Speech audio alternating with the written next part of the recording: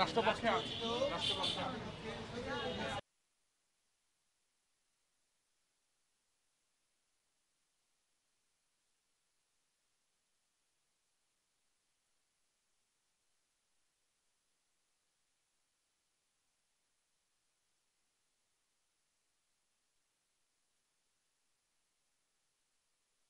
এই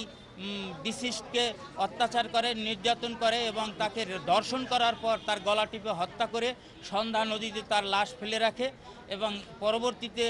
এলাকার লোকজন যখন তার লাশ পায়, লাশ পাওয়ার পর দেখে যে তাকে মেরে ফেলছে এবং বাবুগঞ্জ থানা পুলিশ তদন্ত সাপেক্ষে এই মোকদ্দমায় চার্জশিট দাখিল করে। সাক্ষী প্রমাণের ভিত্তিতে এই মোকদ্দমায় আসামিরা সম্পূর্ণ দোষী হওয়াতে আর তাদের বিরুদ্ধে বিজ্ঞ নারী ও শিশু নির্যাতন দমন ট্রাইব্যুনাল আদালত তাদের মৃত্যুদণ্ড কার্যকর করার জন্য আদেশ প্রদান করে।